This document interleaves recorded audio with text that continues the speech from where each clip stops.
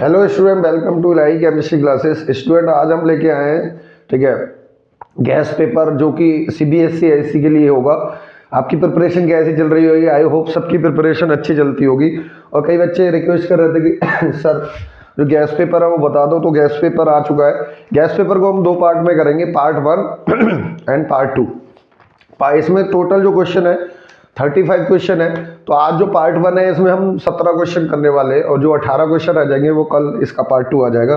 तो हम बिना किसी देरी से शुरू करते हैं जल्दी से। क्या है क्वेश्चन? तो पहला जो क्वेश्चन है और जो कई सारे बच्चे हैं जो इलाही केमिस्ट्री क्लासेस में पढ़ते हैं उनके पास तो ये गैस पेपर है, और जिन बच्चों के पास गैस पेपर नहीं है वो डिस्क्रिप्शन में इसकी लिंक है, उसको क्लिक करके आप डाउनलोड कर सकते हैं और देख सकते हैं क्या है गैस पेपर। तो पहला जो क्वेश्चन है, define the rate of reaction, right the two factor which affect the rate of reaction. तो बच्चों रेट ऑफ रिएक्शन क्या होती है? अगर आप देखें the change in concentration of reactant and product with change in time. तो टाइम के साथ कंसंट्रेशन जो रिएक्टेंट और प्रोडक्ट की चेंज होती है उसी को हम रेट ऑफ रिएक्शन कहते हैं। इसको फैक्टर अफेक्ट करने वाले जो फैक्टर होते हैं, सबसे पहले टेम्परेचर होता है, टेम्परेचर बढ़ने पर रेट ऑफ रिएक्शन बढ़ती है। दूसरा अगर हम बात करें कैटालिस्ट, कैटालिस्ट पॉजिटिव कैटालिस्ट है तो एक्टिवेशन घटा के रेट ऑफ रिएक्शन बढ़ा देगा। नेगेटिव कैटालिस्ट है तो रेट ऑफ रिएक्शन बढ़ा देता है, एक्टिवेशन एनर्जी बढ़ाकर। अगर हम बात करें कंसंट्रेशन, तो कंसंट्रेशन बढ़ती है तो रेट ऑफ रिएक्शन बढ़ती है। अगर हम बात करें state of reactant, physical state, physical state मतलब गैसेस में फास्टर रेट होगी, फिर लिक्विड और देन सॉलिड। तो इसके कई सारे फैक्टर्स हैं, दो फैक्टर आपको पता होने चाहिए। क्वेश्चन नंबर 2 है, arrange the following compounds as directed any of two. ठीक है, कोई दो करने हैं, तीन आपको दे रखे हैं, मैं तीनों करके दिखाता हूँ। कह रहे हैं in increasing order of basic strength in aqueous solution. तो एक्वस सॉल्यूशन में आपके पास जो कंपाउंड्स है वो है C2H5NH2 पहला, दूसरा है C2H5 होल ट्वाइस NH, तीसरा है हमारे पास C2H5 होल थ्राइस N। तो ये है हमें decreasing order of basic strength में लगाना है एक्वस मीडियम में। कब लगाना है? एक्वस मीडियम में। बच्चों एक्वस मीडियम में मैंने आपको एक शॉर्ट ट्रिक बता रखी है कि R बराबर अगर CH3 है तो जो शॉर्ट ट्रिक है KB जो बेसिक स्ट्रेंथ आती है वो 21-30 आती है। 21-30 का मतलब, ठीक है, 213 आपको याद रखना है। 2 डिग्री अमाइन, 1 डिग्री अमाइन और 3 डिग्री अमाइन। अगर R हमारे पास CH3 नहीं है, R is not equal to CH3, तो जो KB का ऑर्डर होता है वो 23-10 होता है, 23-10। यानी कि सबसे ज्यादा 2 डिग्री, फिर 3 डिग्री, फिर 1 डिग्री। हमसे यहाँ पर अगर देखें तो ये 1 डिग्री अमाइन है, ये 2 डिग्री है और ये 3 डिग्री है, और हमें ये वाला ऑर्डर फॉलो करना है क्योंकि R हमारे पास CH3 नहीं है। तो KB का जो सिंपल सा ऑर्डर होगा बच्चों वो क्या होगा? सबसे ज्यादा होगा 2 डिग्री यानी कि C2H5 होल ट्वाइस NH, फिर क्या होगा 3 डिग्री यानी 3 डिग्री का मतलब C2H5 होल थ्राइस N, और फिर होगा 1 डिग्री C2H5NH2। तो ये हमारा आंसर हो जाएगा। ठीक है बच्चों, ये क्वेश्चन बिल्कुल सेम डिट्टो भी आ सकते हैं बोर्ड में, मगर कॉन्सेप्ट आपको पकड़ना है। कॉन्सेप्ट अगर आपने पकड़ लिया सेम क्वेश्चन आएंगे तो आप कर आएंगे। ठीक है, हो सकता है वैल्यू चेंज नहीं मिले, ठीक है, और हो सकता है वैल्यू चेंज हो मगर कॉन्सेप्ट सेम रहेगा। ठीक है, तो ये था पहला पार्ट। इसके सेकंड पार्ट की तरफ हम बढ़ते हैं कि सेकंड पार्ट क्या होगा। सेकंड पार्ट है इसका in increasing order of solubility in water. तो कुछ कंपाउंड्स दे रखे हैं, क्या दे रखा है? तो पहला है C2H5 whole twice NH, whole twice NH। दूसरा है हमारे पास C2H5NH2 और तीसरा है C6H5NH2। तो ये है, और हमसे पूछिए सॉल्युबिलिटी वाटर। अगर हम बात करें बच्चों तो सॉल्युबिलिटी जो वाटर में होती है, सॉल्युबिलिटी डायरेक्टली प्रोपोर्शनल है, ठीक है, the strength of H bonding. H bonding जितना ही ज्यादा होगा उतनी ज्यादा सॉल्युबिलिटी होगी। ठीक है, सेकंड हमें देखना पड़ता है मॉलिक्यूलर वेट। ठीक है, अगर मॉलिक्यूलर वेट बढ़ता है अमाइन का तो सॉल्युबिलिटी डिक्रीज हो जाती है। अगर यहाँ पर देखें तो, और जनरली मैंने आपको बताया था कि जो अमाइन की सॉल्युबिलिटी होती है 1 डिग्री, 2 डिग्री, 3 डिग्री होती है। सबसे ज्यादा 1 डिग्री की होगी, फिर 2 डिग्री और फिर 3 डिग्री की। क्यों? इसके बाद 2 हाइड्रोजन बॉन्ड होते हैं, इसके बाद एक होता है और इसके बाद कोई हाइड्रोजन बॉन्ड नहीं होता है। तो अगर यहाँ पर देखेंगे तो किस टाइप से आप इस क्वेश्चन को कर पाएंगे, ठीक है। तो देखो कैसे करेंगे इसको सिंपल है, देखो ये 1 डिग्री है, ये भी 1 डिग्री है और ये 2 डिग्री है, ठीक है। जाहिर सी बात है सबसे ज्यादा बेसिक स्ट्रेंथ वो सॉल्युबिलिटी इसकी होने वाली है क्योंकि मॉलिक्यूलर वेट कम है और 1 डिग्री है। अगर हम देखें ये 1 डिग्री है, ये 2 डिग्री है। अगर ये 1 डिग्री है तो अगर हम देखें एनिलीन, तो एनिलीन कुछ इस तरीके से बना सकते हैं, तो सही है 1 डिग्री है, 2 हाइड्रोजन बॉन्ड है, मगर लोन पेयर रेजोनेंस में होने की वजह से जो इसकी स्ट्रेंथ ऑफ H बॉन्डिंग होती है वो डिक्रीज हो जाती है बच्चों, इसलिए जो सॉल्युबिलिटी है इसकी ज्यादा हो जाएगी, इसकी कम हो जाएगी। तो सबसे अब मॉलिक्यूलर वेट भी इसका ज्यादा है, 6 कार्बन है, उधर 4 कार्बन है, तो इसकी सॉल्युबिलिटी भी कम हो जाएगी। तो सबसे कम इंक्रीजिंग ऑर्डर में पूछा है, सबसे कम सॉल्युबिलिटी होगी C6H5NH2 की, फिर C2H5 होल ट्वाइस NH, और सबसे ज्यादा जो सॉल्युबिलिटी होगी वो C2H5NH2 की होगी। तो ये हमारे पास दूसरा पार्ट था दूसरे क्वेश्चन का। बढ़ते हैं हम अगले क्वेश्चन की तरफ। तीसरा पार्ट है इसका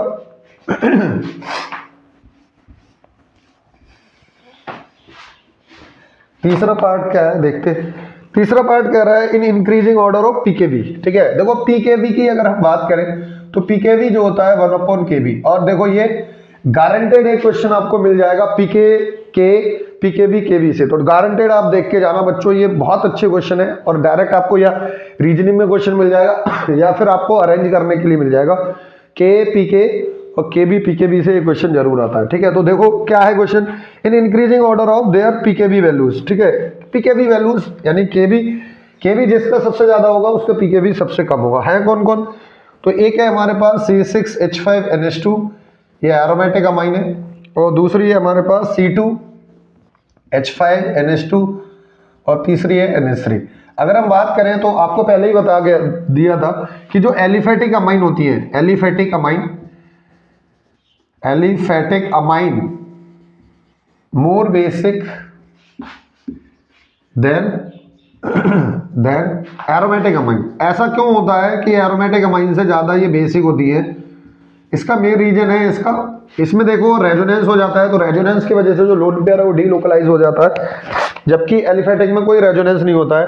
अब हम अगर केबी का ऑर्डर देखें तो केबी का जो ऑर्डर आएगा सबसे कम जो केबी होगा वो C6H5NH2 का होगा कि लोन पेयर डीलोकलाइज होगा, फिर अमोनिया का हो जाएगा और फिर एलिफेटिक अमाइन का होगा यानी C2H5NH2 का। ये तो केबी का ऑर्डर है, मगर हमसे क्या पूछा है, in decreasing order of decreasing order पूछा है, ठीक है। डिक्रीजिंग ऑर्डर ऑफ पीकेवी पूछा है, तो देखो केवी इसका सबसे ज्यादा होगा, केवी इसका ज्यादा होगा तो पीकेवी सबसे कम होगा, तो सबसे ज्यादा केवी होगा, ठीक है। C6 पीकेवी सबसे ज्यादा होगा C6H5NH2, उसके बाद होगा NH3 और सबसे कम जो पीकेवी होगा वो C2H5NH2 का होगा। क्यों, क्योंकि इसका केवी सबसे हायर होगा, ठीक है। इसके बाद हम बढ़ते हैं question number 3।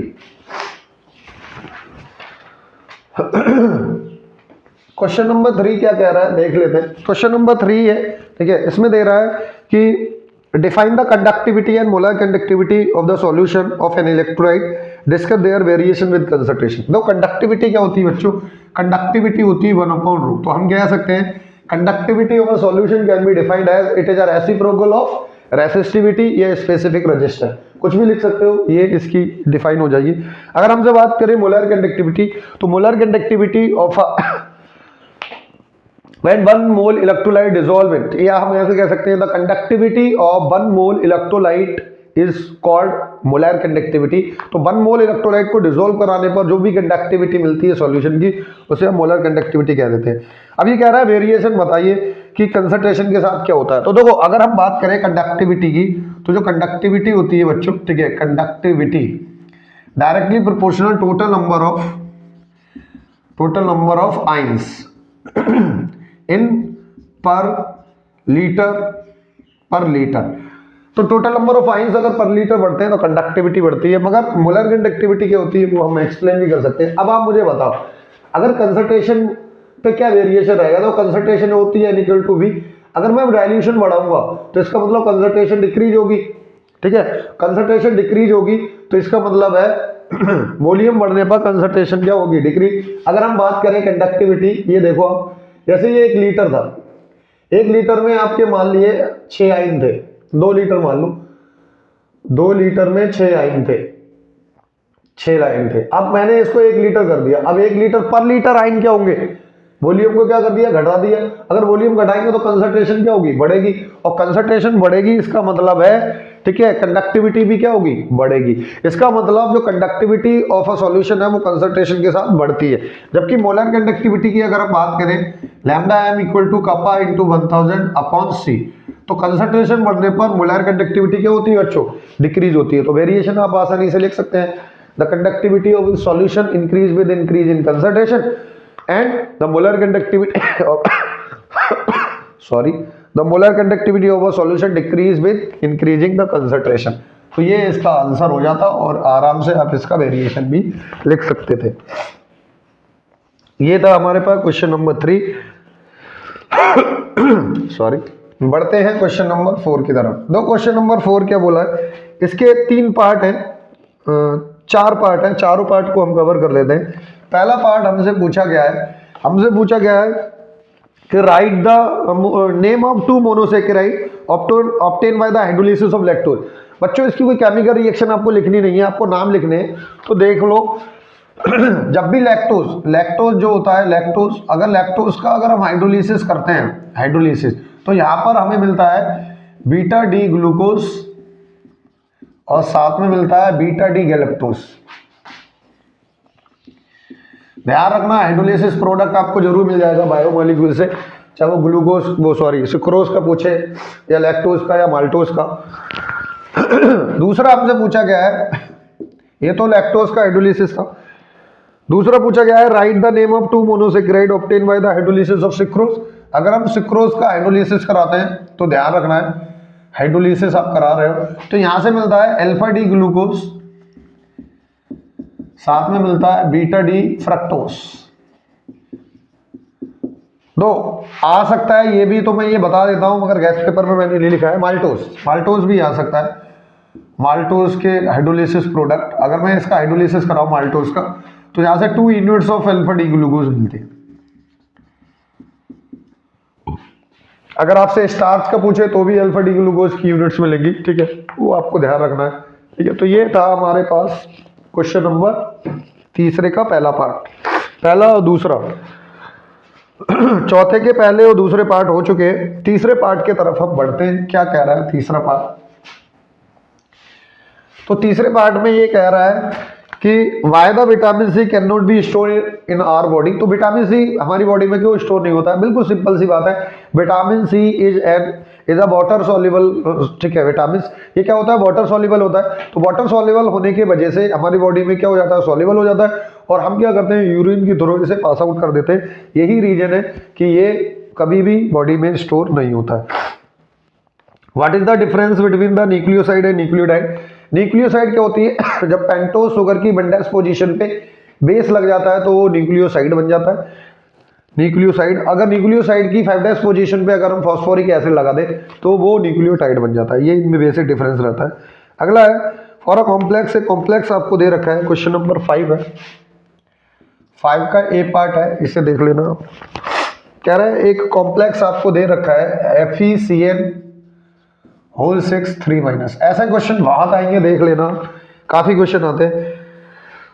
Right the hybridization type of magnetic character and spin, ये हमें बताना है। तो सबसे पहले हम इसको क्या करते हैं, ऑक्सीडेशन नंबर निकालते हैं। 6 × -1 equal to -3, x equal to +3 आ जाएगी।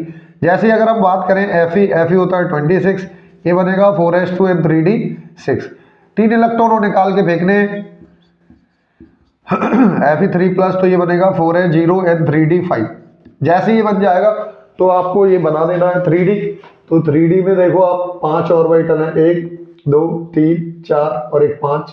इसके बाद आता है 4s में एक ऑर्बिटल है, और फिर 4p 1 2 और एक 3। जैसे आप बनाओगे तो देखो कितने हैं, 5 इलेक्ट्रॉन है, पहले भर दो, 1 2 3 4 और एक 5। यहाँ पूछना है कुछ, तो CN स्ट्रॉन्ग फील्ड है, ठीक है। तो यहाँ पर आप लिख देना due to presence of strong field ligand, ठीक है, पेयरिंग अकर। तो पेयरिंग अकर होगी तो पेयर अप करा दो, तो क्या बनेगी, पिक्चर थोड़ी सी चेंज हो जाएगी। अब यहाँ पर देखो 2 4 और 1 5 ये आ गया 3D, ये आएगा 4S और ये बन जाएगा 4P 1 2 एंड 3। अब देखो 6 कोऑर्डिनेशन नंबर है तो 6 वैकेंट ऑर्बिटल आएंगे 1 2 3 4 5 और 1 6। अगर आप इसका हाइब्रिडाइजेशन देखें तो सिंपल आपको हाइब्रिडाइजेशन मिल जाएगा। क्या होगा बच्चों, D2sp3। देखो 2D 1S 1P 3P D2sp3। हमसे मैग्नेटिक कैरेक्टर पूछा है तो मैग्नेटिक जो कैरेक्टर होगा हमने देखा था, अगर अनपेड इलेक्ट्रॉन है तो पैरा होगा, अनपेड इलेक्ट्रॉन है तो डाई होगा। अनपेड इलेक्ट्रॉन है तो कैसा होगा नेचर में, पैरा मैग्नेटिक होगा। और हमसे क्या पूछा है, स्पिन पूछा है तो देखो इनर कॉम्प्लेक्स है तो लो स्पिन होगा। और लो स्पिन आप ऐसे भी बता सकते हैं, अनपेड इलेक्ट्रॉन 1 है तो बहुत लो स्पिन होगा। ठीक है, जैसे जैसे नंबर ऑफ अनपेड इलेक्ट्रॉन बढ़ते हैं स्पिन भी क्या होता है, हाई होता जाता है। ठीक है, तो ये हमारे पास लो स्पिन कॉम्प्लेक्स होगा।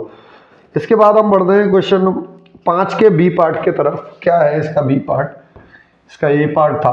ये जो बी पार्ट था ये जेई में भी क्वेश्चन आ चुका है, सिंपल ऐसा ही। तो देखते हैं क्या क्वेश्चन है। Draw the geometrical isomers of the complex. एक कॉम्प्लेक्स हमें दे रखा है PT En whole twice Cl2 2+, ऐसा कुछ कॉम्प्लेक्स दे रखा है और ज्योमेट्रिकल आइसोमर ड्रॉ करने हैं। Which of the following which is optically active. अब इनमें से ऑप्टिकली एक्टिव कौन है तो हम देखते हैं। तो ज्योमेट्रिकल आइसोमर 2 टाइप के होते हैं, सिस होता है एक ट्रांस होता है, तो बना लेते हैं। ठीक है, तो PT 1 2 3 4 5 और 1 6। तो यहाँ पर आपने Cl ले लिया, एक Cl यहाँ पर ले लिया और एक En यहाँ पर। देखो En बाइडेंटेड है तो 2 कोऑर्डिनेट बॉन्ड बनाएगा तो इसका ये कॉम्प्लेक्स बनेगा। और ये हमारे पास है ट्रांस। ट्रांस क्यों है, क्योंकि Cl एक दूसरे से 180 के एंगल पे। ठीक है, और फिर हम इसका एक सिस भी बना सकते हैं। फिर तो सिस कंडीशन कैसे बनेगी, ठीक है, बड़ा सिंपल है सिस को बनाना। ठीक है, सिस में क्या करना है, 90 के एंगल पे लेके जाते हैं सेम ग्रुप को। तो यहाँ पर En आएगा लाइक दिस, यहाँ पर En आएगा लाइक दिस, और ये कॉम्प्लेक्स आपके बन सकते हैं, ये बन जाएगा सिस। अब हमें ये देखना है कि इसमें से ऑप्टिकली एक्टिव कौन होगा। ठीक है, जेई में ये पूछा था टोटल स्टीरियो आइसोमर्स कितने होंगे, वो भी देख लेते हैं। तो देखो अगर हम बात करें आपको मैंने बताया था अगर जिसमें POS है, प्लेन ऑफ सिमेट्री है, वो ऑप्टिकली एक्टिव नहीं होता है। इसमें प्लेन ऑफ सिमेट्री नहीं है वो ऑप्टिकली एक्टिव होगा। अब कई बच्चे कहेंगे प्लेन ऑफ सिमेट्री का मतलब है क्या है। प्लेन ऑफ सिमेट्री का मतलब क्या है, अगर किसी मॉलिक्यूल को हम कट करें किसी भी डायरेक्शन में तो रिमेनिंग मॉलिक्यूल उसको सुपर इम्पोजेबल नहीं करे। अगर सुपर इम्पोज करेगा तो उसमें POS नहीं है, और POS नहीं है तो वो ऑप्टिकली एक्टिव भी नहीं होगा। अगर POS नहीं है तो नहीं करेगा, और नहीं है तो वो ऑप्टिकली एक्टिव होगा। अगर हम बात करें ट्रांस, तो ट्रांस को अगर मैं कट करूं यहां से तो En को सुपर इम्पोज करेगा, यानी कि ये ऑप्टिकली एक्टिव नहीं होगा। क्योंकि इसमें POS है तो OI पॉसिबल नहीं है, क्योंकि इसमें POS है। इधर आप देखें इस मॉलिक्यूल को किसी भी एंगल से आप कट करें, कैसे भी करें, तो इसमें प्लेन ऑफ सिमेट्री आपको नहीं मिलेगी। इसका मतलब ये ऑप्टिकली एक्टिव है। अगर ये ऑप्टिकली एक्टिव है तो मॉलिक्यूल बनाएगा डेक्स्ट्रो एंड लिगो, DL में प्रेजेंट रहेगा। तो हमसे जो पूछा गया था जेई में कि total number of stereo isomers कितने हो सकते हैं, तो 2 इसके 1 इसके, टोटल स्टीरियो आइसोमर्स इसके 3 हो सकते थे। ठीक है, ये 3 वाला आंसर सही था जेई में। बाकी आपसे इतना डीप नहीं जाएगा, सिंपल से क्वेश्चन आपसे पूछेगा। तो ये था हमारे पास क्वेश्चन नंबर 5। बढ़ते हैं क्वेश्चन नंबर 6 की तरफ। ठीक है, क्या है 6 क्वेश्चन।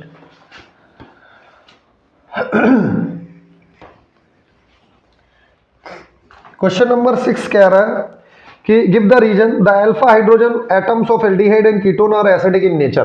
तो एसिडिक स्ट्रेंथ जो होती है बच्चों, ठीक है, एसिडिक स्ट्रेंथ, किसी की भी मैं एसिडिक स्ट्रेंथ की बात करूं, एसिडिक स्ट्रेंथ डायरेक्टली प्रोपोर्शनल होती है। ठीक है, stability of conjugate based, stability of conjugate base, conjugate base की अगर स्टेबिलिटी बढ़ रही है तो एसिड अच्छा है।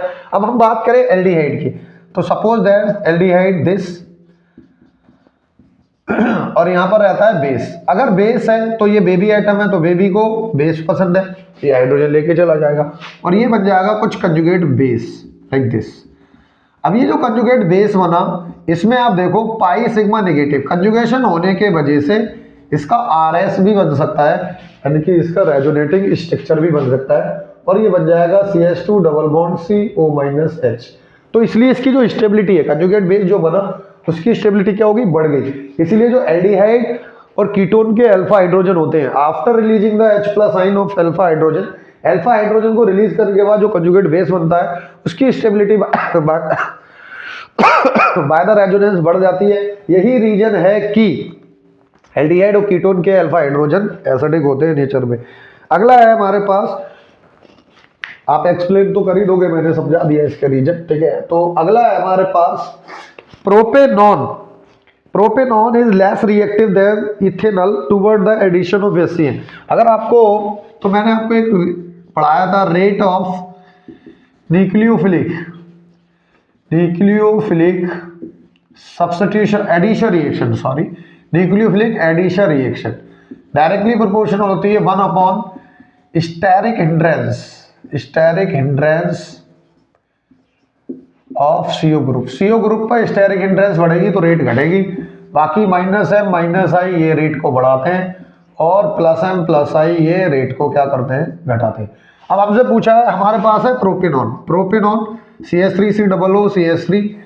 अगर हम इसकी रिएक्शन कराते हैं HCN से, न्यूक्लियोफिलिक एडिशन रिएक्शन, और एक है हमारे पास प्रोपेनॉल लाइक दिस, और इसकी रिएक्शन भी अगर हम HCN से करा देते हैं, देखो आपने पढ़ा था साइनोहाइड्रिन बनता है, तो आपको मैं बना के दिखा दूं लाइक दिस, ये साइनोहाइड्रिन बनेगा, इसका कंपाउंड से बनेगा HHCOH और CN, तो ये दोनों के प्रोडक्ट बनेंगे। अब वो ये कह रहा है कि प्रोपेनॉन में जो प्रोडक्ट बनने की रेट है न्यूक्लियोफिलिक एडिशन, वो स्लो होती है कंपैरिजन टू दिस।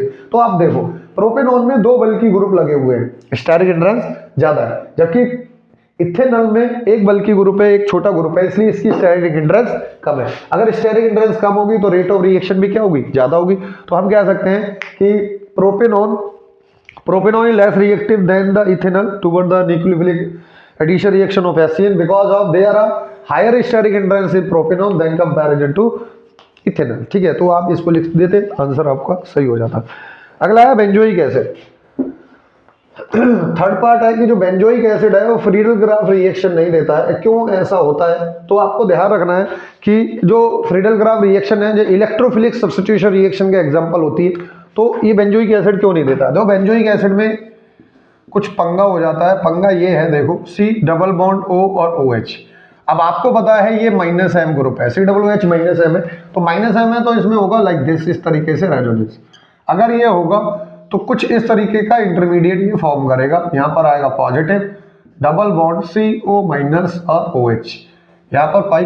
अब जो इलेक्ट्रोफिलिक सब्स्टिट्यूशन रिएक्शन है तो यहाँ पर इलेक्ट्रोफाइल आएगा बेंजीन रिंग पे अटैक करने के लिए, जबकि बेंजीन रिंग क्या हो चुकी है, इलेक्ट्रॉन डेंसिटी डिक्रीज हो गई है, यानी कि ये हो चुकी है डीएक्टिवेट।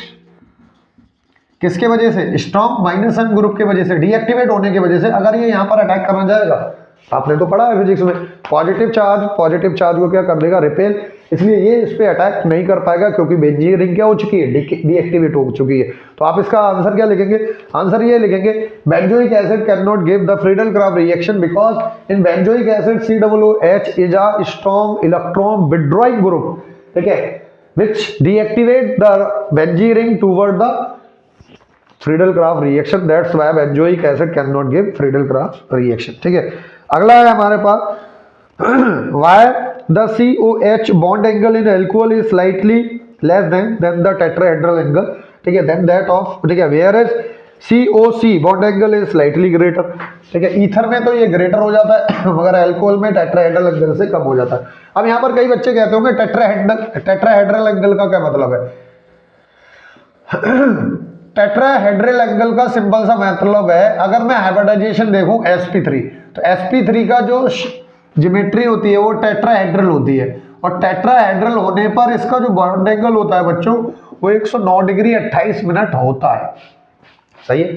अब बात करते हैं अल्कोहल।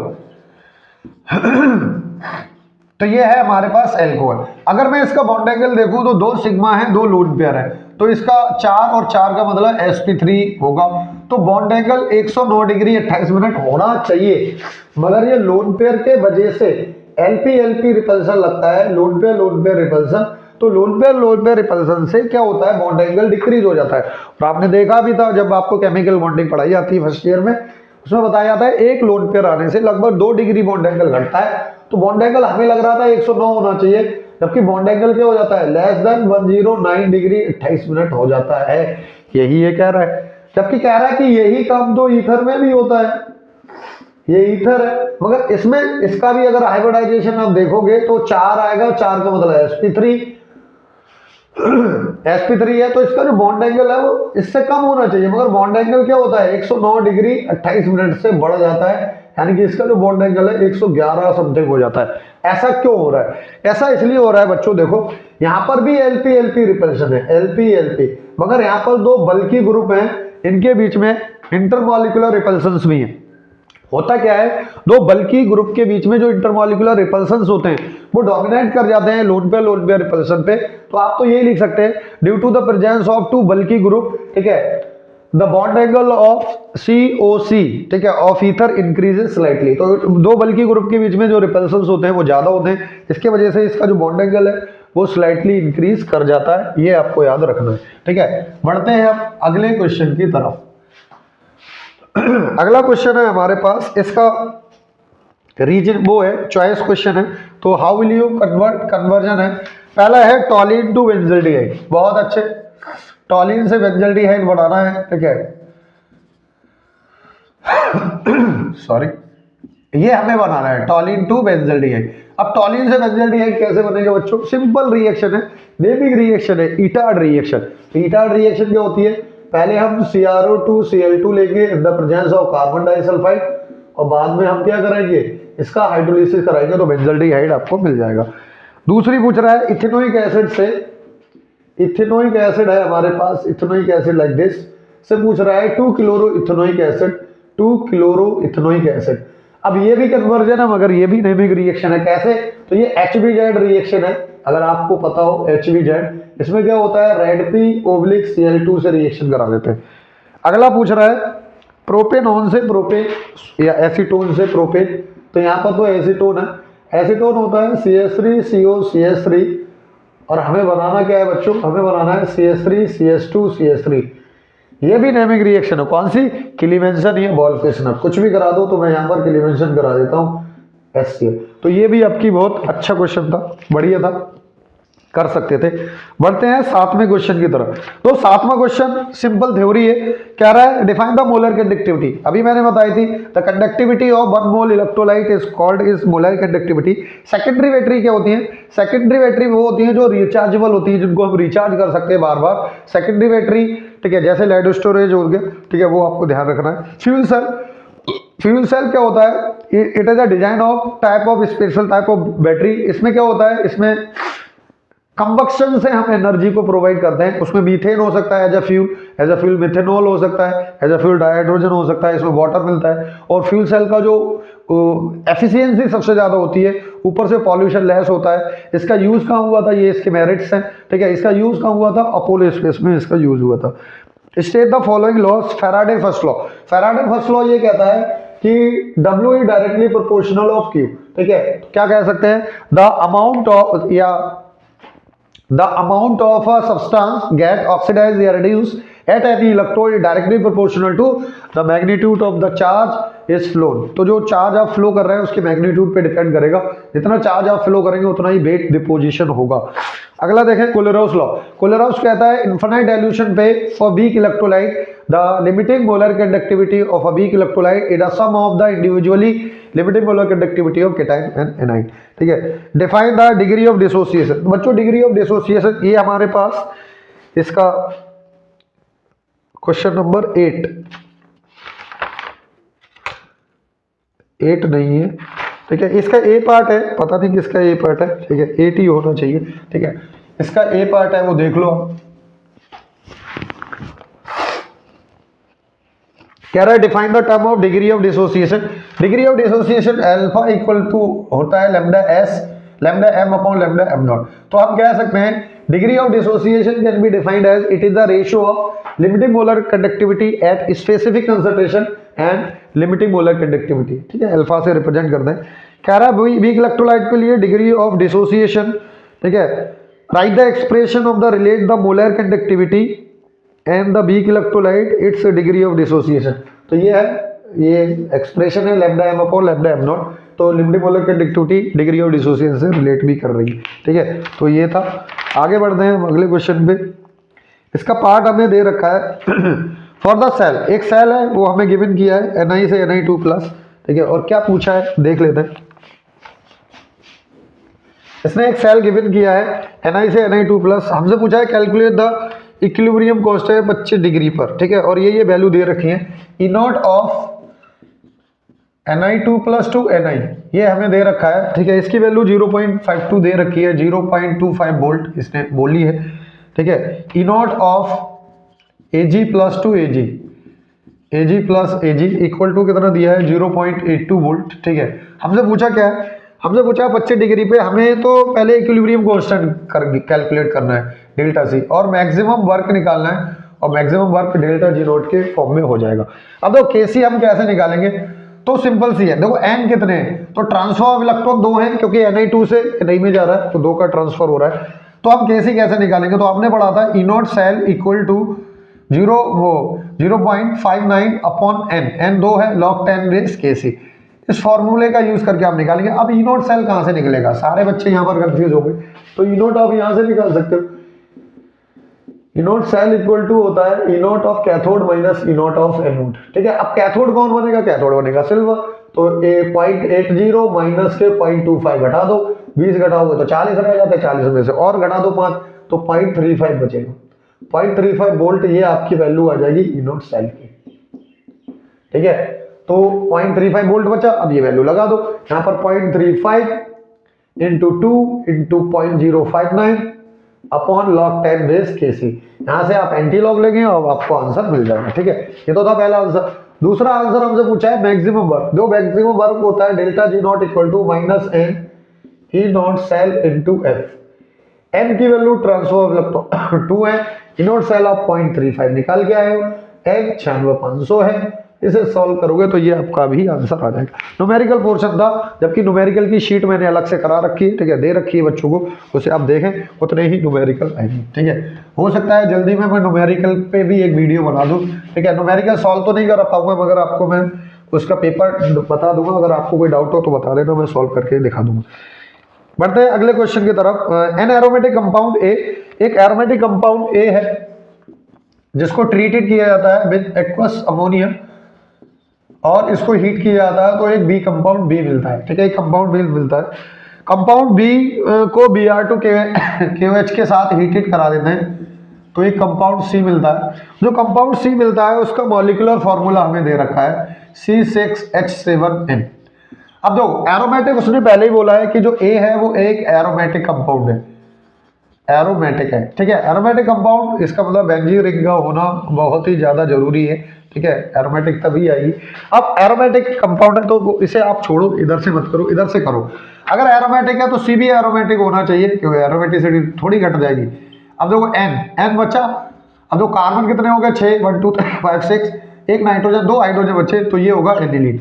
अब ये एनिलीन बना कैसे, अगर आप इधर से नहीं करना चाहे तो इधर से कर सकते हैं। देखो ये एक्वस अमोनिया हीट कराते हैं तो अमाइड मिलता है, बी क्या मिलेगा अमाइड, क्योंकि अमाइड पे Br2 के वजह ये हमें ब्रोमोमाइड रिएक्शन है तो ये तो आपके पास मिलेगा अमाइड, बेंजीन अमाइड बनेगा CONH2 और यहाँ पर आपका बनेगा बेंजोइक एसिड, क्योंकि ये अगर एरोमेटिक कार्बोक्सिलिक एसिड होगा तभी ऐसा पॉसिबल होगा। लास्ट में इसमें आप लास्ट में जरूर ऐसे लिख के आए, बच्चे काफी गलतियां करते हैं, आप मत करना, लास्ट में आप ऐसे करके लिख के आए, ठीक है। ए होगा बेंजोइक एसिड, इसमें इसका नाम लिख देंगे लाइक दिस, क्योंकि हमसे पूछा है इसका IUPAC ने, तो बेंजोइक एसिड। और बी क्या होगा, तो बी होगा आपके पास लाइक दिस बेंजेनामाइड, तो ये आप लिख देंगे CONH2 और इसका नाम लिख देंगे बेंजेनामाइड। और डी क्या होगा, वो सॉरी सी हमारे पास होगा एनिलीन, और जैसे ही आप एनिलीन बनाएंगे NH2 और यहाँ पर लिख देंगे एनिलीन। ध्यान रखना ये आपके आंसर सही होंगे, कई बच्चे यहीं पर लिख के छोड़ आएंगे, तरीका वो सही नहीं है, ये प्रॉपर तरीका है और ये इनके आंसर होंगे, आराम से वो चेक करके दे देता है। तो ध्यान रखना अगर आपने इनके IUPAC नहीं लिखे तो 98 आपकी गायब हो जाएगी, मतलब आधा नंबर काट सकता है, ठीक है। आगे बढ़ते हैं हम अगले क्वेश्चन की तरफ और क्वेश्चन नंबर 9 है Mn shows the highest oxidation state +7 with oxygen, and +4 with fluorine. ऐसा क्यों होता है? Mn highest oxidation state oxygen और फ्लोरीन के साथ ही क्यों करता है? तो इसका मेन रीजन है ये देखो, Mn जो होता है MnO4 माइनस में +7 शो कर देता है, जबकि MnF4 में ये +4 शो करता है। अब बात आती है कि ये दोनों के साथ में हाईएस्ट ऑक्सीडेशन स्टेट क्यों करता है? तो इसका कॉमन रीजन है पहला, due to higher electronegativity, higher electronegativity of oxygen and fluorine. ये तो पहला कॉमन है। अब ये कह रहा कि ऑक्सीजन में तो और ज्यादा शो करता है, +7 ज्यादा स्टेबल रहती है, जब इसमें +4 ही रहती है। ऐसा क्यों? तो अगर हम MnO4 माइनस देखें तो दिस और दिस, तो इसमें आप देख रहे हैं तो ये जो बॉन्ड बन रहा है इसे हम बोलते हैं p-pi d-pi, इन्हें बोलते हैं हम मल्टीपल बॉन्ड्स। तो मल्टीपल बॉन्ड्स, तो इसका मतलब ये है कि जो ऑक्सीजन है वो एक टेंडेंसी रखता है मल्टीपल बॉन्ड फॉर्मेशन की, जबकि अगर हम बात करें Mn 1 2 3 4, तो ये जो फ्लोरीन है कोई मल्टीपल बॉन्ड का फॉर्मेशन नहीं कर पाता है, इसलिए इसकी जो ऑक्सीडेशन नंबर है वो कम रह जाती है और ऑक्सीजन के साथ में ज्यादा हो जाती है। तो इसका दूसरा आंसर रख सकते हैं, oxygen has the stability of higher oxidation state of Mn because of the to tendency to form the p-pi bond, या हम p-pi d-pi, या फिर आप इसे बोल सकते हैं due to the formation of multiple bond. तो ऑक्सीजन मल्टीपल बॉन्ड्स बनाता है, इसलिए वो हायर ऑक्सीडेशन स्टेट Mn की स्टेबलाइज करता है, जबकि फ्लोरीन ऐसा नहीं कर सकता। ठीक है, यही रीजन है कि जो Mn है ऑक्सीजन फ्लोरीन के साथ +7 और +4 ऑक्सीडेशन नंबर शो करता है। Transition metal shows the variable oxidation state. बहुत अच्छी बात है कि वेरिएबल ऑक्सीडेशन स्टेट क्यों शो करते हैं। तो अगर आप बात करें ट्रांजिशन एलिमेंट में 1 to 10 इलेक्ट्रॉन यहाँ होते हैं और Ns से 0 से 2 इलेक्ट्रॉन होते हैं। अब होता क्या है कि इनके बीच में जो एनर्जी गैप होता है बच्चों, एनर्जी गैप वो होता है बहुत कम। अगर एनर्जी गैप बहुत कम है तो ये भी पार्टिसिपेट करेंगे बॉन्डिंग में और ये भी पार्टिसिपेट करेंगे। तो क्या होता है, तो due to the lower energy gap between 2n-1d and ns orbital, both electrons of orbitals are participate in bonding, that's why they can show the variable oxidation state. इसके बाद है actinide show the irregularities in their electronic configuration. तो जो actinide होते हैं वो irregularity show करते हैं, इसलिए due to the stability of half filled and full filled f orbital. तो half filled and full filled orbital के वजह से F7 F14 रखने की वजह से जो एक्टिनाइड्स होते हैं वो इरेगुलरिटी शो करते हैं देयर इलेक्ट्रॉनिक कॉन्फिगरेशन।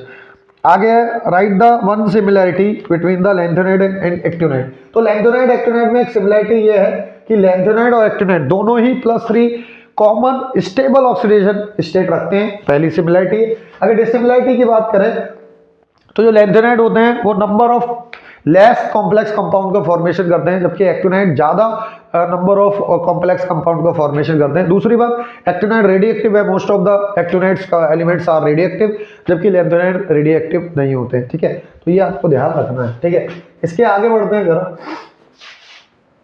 यहाँ पर देखो एक टर्म और है डी एंड बी ब्लॉक की, मिस मेटल। मिस मेटल आप जरूर पढ़ के जाएं क्योंकि मिस मेटल से काफी क्वेश्चन आते हैं। ठीक है, अगला है आपसे question number 10, give the reason. कह रहा है CCl bond length in chlorobenzene shorter than that of CCl bond length of methyl chloride. तो ये ऐसा क्यों होता है कि CCl बॉन्ड लेंथ होती है वो क्लोरोबेंजीन में वो शॉर्टर होती है, जबकि मिथाइल क्लोराइड में बड़ी होती है। ऐसा क्यों होता है?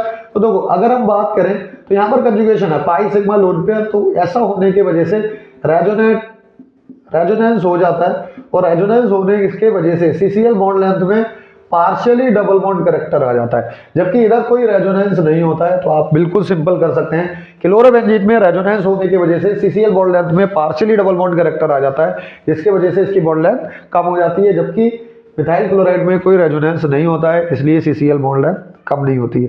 डायपोल मूवमेंट का क्वेश्चन है, एक क्लोरोबेंजीन है और एक हेक्साइल क्लोराइड बोला है दिस। अब कह रहा है इसका जो डायपोल मूवमेंट है साइक्लोहेक्साइल क्लोराइड का वो क्लोरोबेंजीन से ज्यादा होता है। अब देखो डायपोल मूवमेंट क्या होता है, डायपोल मूवमेंट होता है Q क्रॉस D, और D क्या होती है, D होती है बॉन्ड लेंथ।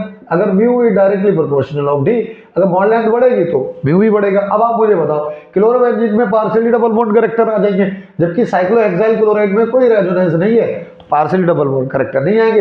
तो साइक्लोहेक्साइल क्लोराइड की जो बॉन्ड लेंथ होगी वो ज्यादा होगी, इसलिए डायपोल भी क्या हो जाएगा, ज्यादा हो जाएगा। ठीक है, SN1 रिएक्शन में रेसमाइजेशन होता है, क्यों होता है ये हमें बताना है।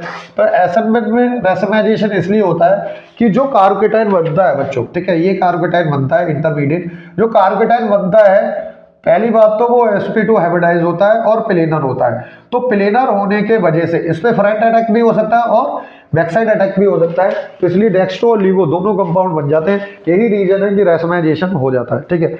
आगे आपसे पूछा है एक रिएक्शन दी है और उसकी नर्स इक्वेशन आपको लिख के दिखानी है और फिर कुछ क्वेश्चन भी आपसे पूछे हैं। तो 11वां क्वेश्चन है कुछ इस तरीके से, देखो क्या है। रिएक्शन दी है, डैनियल सेल दे रखा है, Zn solid plus Cu2 plus aqueous arrow, ठीक है, Zn2 plus aqueous plus of Cu solid. ये आपने डैनियल सेल दे रखा है, इसकी नर्स इक्वेशन हमें लिख के दिखानी है बिल्कुल। E cell equal to E naught cell 0.059 upon n. N देखो दो इलेक्ट्रॉन इधर उधर भाग रहे हैं, 2 log 10 बेस। प्रोडक्ट की कंसंट्रेशन, प्रोडक्ट कौन है Zn2 प्लस और Cu अपॉन रिएक्टेंट, और रिएक्टेंट कौन है Cu2 प्लस और Zn। अब देखो ये दोनों सॉलिड है तो सॉलिड का एक्टिव मास क्या होता है बच्चों 1, तो आप इसको हटा सकते हैं। तो ये हमारे पास आ गई नर्स इक्वेशन जो सेल रिएक्शन दी है उसके लिए।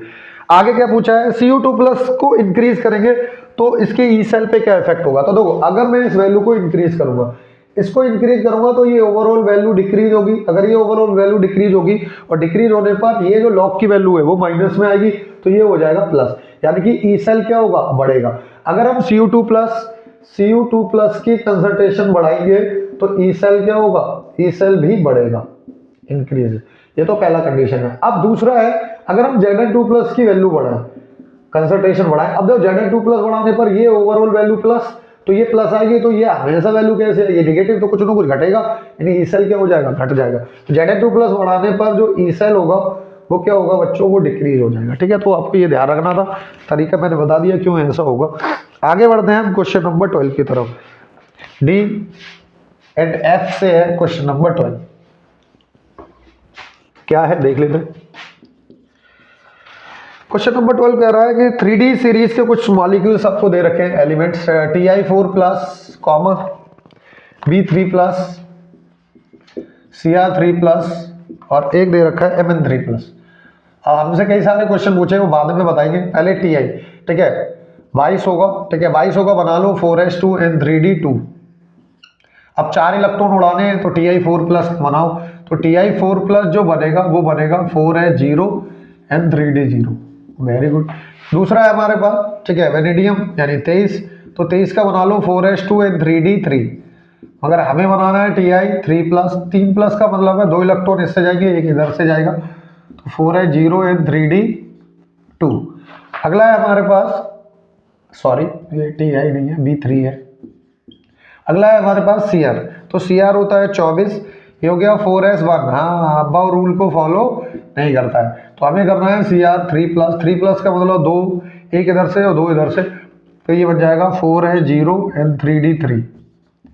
इसके बाद हमारे पास है मैग्नीज यानी 25, 25 का मतलब 4s2 N3d5, मगर हमें Mn3 प्लस बनाना है।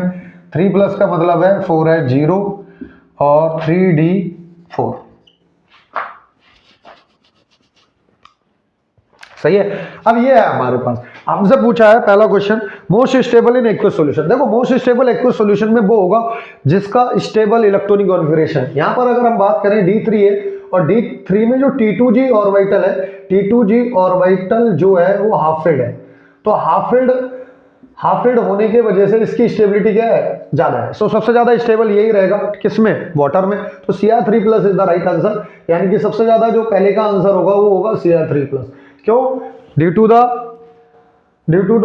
T2G हाफ फील्ड, ठीक है, due to the presence of half field T2G orbital which increase the stability of Cr3 plus. दूसरा हमसे पूछा है strong oxidising agent. Strong oxidising agent वो होगा जो एक इलेक्ट्रॉन लेने पर, एक इलेक्ट्रॉन एक्सेप्ट करने पर, उनका रिडक्शन होने पर स्टेबिलिटी गेन करे। अब तो Ti ने एक इलेक्ट्रॉन ले लिया तो ये Ti3 प्लस बनाएगा, और एक इलेक्ट्रॉन लेने पर अगर Ti3 प्लस बनेगा, तो अगर हम देखें भी तो इसमें क्या होगा, एक इलेक्ट्रॉन आएगा D1 में, D1 में आएगा तो ये स्टेबल नहीं है, इसे छोड़ो। ये अगर लेता है तो अगर इसमें भी कंडीशन कोई फॉर्मेशन नहीं होगी इसमें, तो Mn देखो, Mn अगर एक इलेक्ट्रॉन लेता है तो Mn में अभी आप देख रहे हो D4 है, अगर इसने एक इलेक्ट्रॉन ले लिया तो D5 हाफ फील्ड ऑर्बिटल बनाएगा। अगर इसने हाफ फील्ड ऑर्बिटल बना दिया तो इसकी स्टेबिलिटी ज्यादा हो जाएगी, तो इसका रिडक्शन इजीली हो जाएगा। तो स्ट्रॉन्ग ऑक्सीडाइजिंग एजेंट की तरफ वर्क कौन करेगा, Mn3+ करेगा। तीसरा पूछा है कलरलेस। कलरलेस का मतलब जिसमें कोई इलेक्ट्रॉन नहीं हो, तो आप देख रहे हो Ti4 में कोई इलेक्ट्रॉन नहीं है, तो Ti4+ जो होगा वो कलरलेस होगा नेचर में, ठीक है, क्योंकि कोई डी और अनपेड इलेक्ट्रॉन नहीं है, और अनपेड इलेक्ट्रॉन नहीं होने की वजह से ऐसा होता है, ठीक है, और ये फॉर्मेशन हो जाएगा। इसके बाद बढ़ते हैं हम अगले क्वेश्चन की तरफ। Give the suitable reason in each, ये क्वेश्चन है, ठीक है।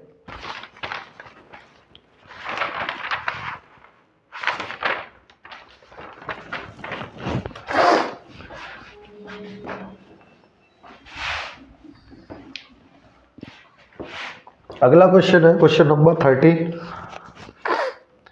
इससे पहले give the reason of suitable on the basis of crystal field theory write the electronic configuration of D4। D4 का इलेक्ट्रॉनिक कॉन्फिगरेशन बनाना है, कंडीशन है delta naught less than of P। तो ये वीक फील्ड लिगेंड है, weak field ligand में कोई पंगा नहीं है, आसानी से आप इसका इलेक्ट्रॉनिक कॉन्फिगरेशन बना सकते हैं। वीक फील्ड लिगेंड है तो T2G 111 और कॉमा Eg 1,0, तो ये T2G है। अगर स्ट्रॉन्ग होता तो पंगा हो जाता।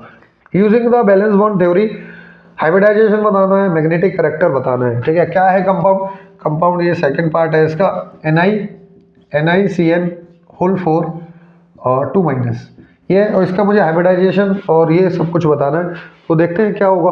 तो जैसे ही आप इसे बनाएंगे तो Ni के इलेक्ट्रॉनिक वो निकालो पहले, ऑक्सीडेशन नंबर, ठीक है। 4 - 1 = -2, x = +2 आएगा। अब निकिल क्या होता है, निकिल होता है 28, तो ये बनेगा 4s2n3d8।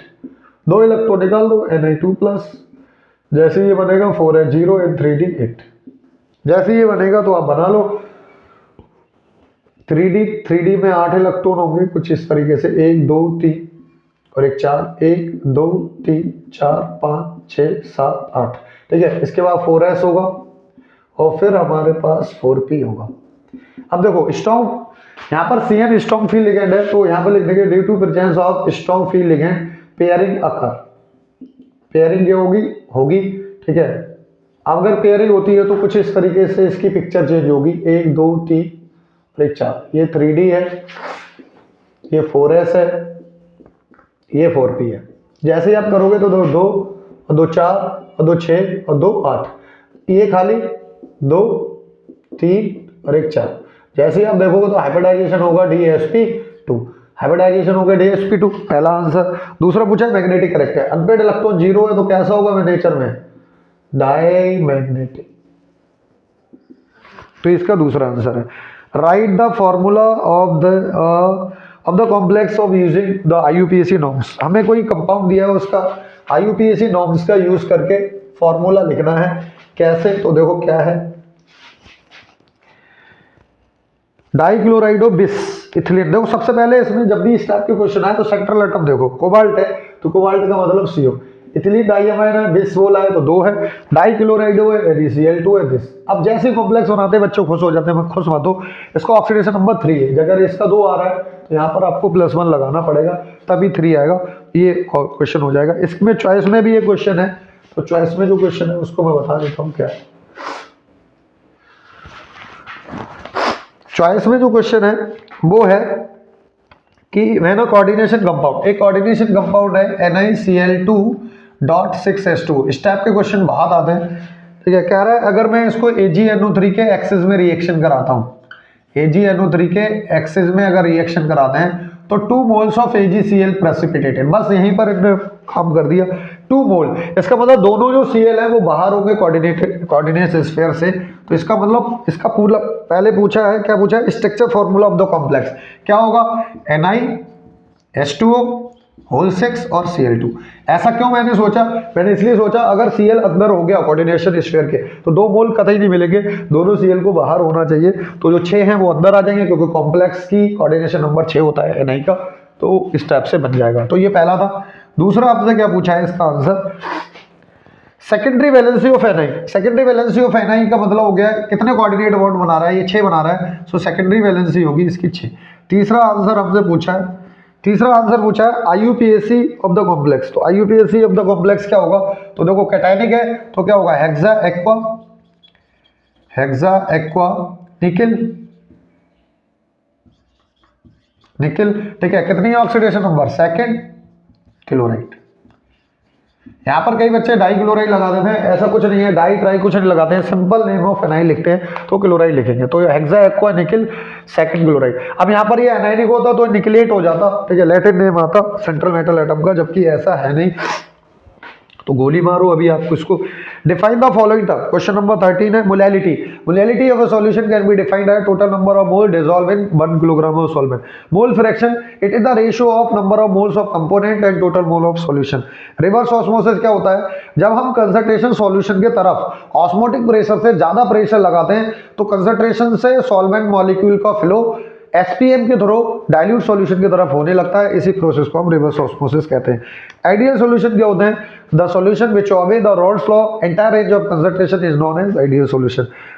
इसके बाद explain the following Raoult's law. Raoult's law आपको पता है, याद होना चाहिए कि the partial vapour pressure of the volatile component directly proportional to the mole fraction of volatile component, ठीक है। Henry law, the partial pressure of the gas है directly proportional to the mole fraction of the gas, ठीक है। इसके बाद positive negative deviation, आपको बताया था कि ऐसे सॉल्यूशन जो रॉल्स लॉ से पॉजिटिव डेविएशन शो करते हैं उसमें क्या होता है, सॉल्यूट सॉल्वेंट के बीच में जो इंटरेक्शंस होते हैं, सॉल्यूट सॉल्यूट सॉल्वेंट सॉल्वेंट से वीकर होते हैं, इसलिए पॉजिटिव डेविएशन शो करते हैं। जबकि स्ट्रॉन्ग, अगर सॉल्यूट सॉल्वेंट के बीच में जो इंटरेक्शंस है वो स्ट्रॉन्ग हो than that of solute solute solvent solvent, तो नेगेटिव डेविएशन बनता है। एजिट्रोप्स क्या होते हैं, azeotropes is a binary mixture which boiled at a constant temperature which have the same composition in liquid phase as well as gaseous phase.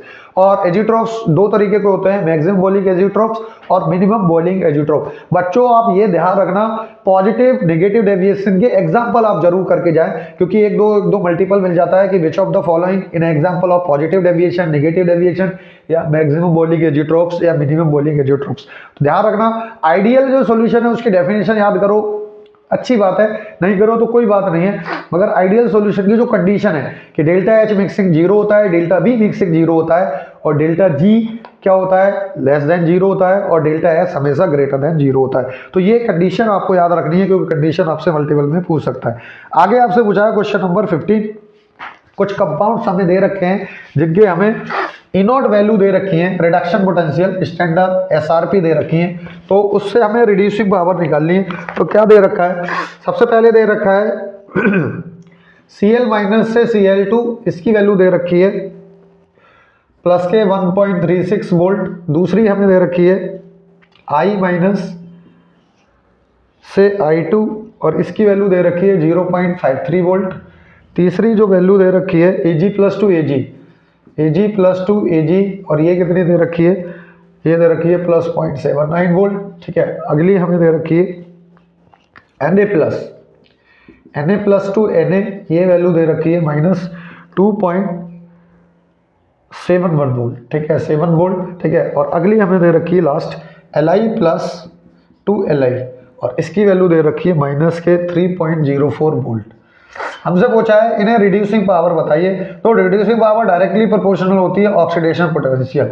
हमें सबके reduction दे रखे हैं, सबके ऑक्सीडेशन बना सकते हैं, बस साइन चेंज करना है, कर दो। ये इसका ऑक्सीडेशन हो जाएगा 1.36 वोल्ट, इसका हो जाएगा माइनस 0.53 वोल्ट, इसका हो जाएगा माइनस 0.79 वोल्ट, इसका हो जाएगा प्लस 2.7 वोल्ट और इसका हो जाएगा प्लस 3.04 वोल्ट। जिसका ऑक्सीडेशन पोटेंशियल ज़्यादा उसकी रिड्यूसिंग पावर ज़्यादा है। इंक्रीजिंग ऑर्डर पूछा है, डिक्रीजिंग ऑर्डर पूछा है, तो सबसे ज़्यादा रिड्यूसिंग पावर होगी Li प्लस की, फिर उसके बाद देखो कौन है, फिर है Na प्लस और फिर उसके बाद देखो कौन है, ये 3 वैल्यू है, माइनस ये सबसे ज़्यादा होगी, I माइनस होगी, फिर कौन होगी, फिर होगी Ag प्लस और जो Cl, फिर कौन होगा, फिर लास्ट में होगा सबसे Cl माइनस सबसे वीकर रिड्यूसिंग एजेंट होगा।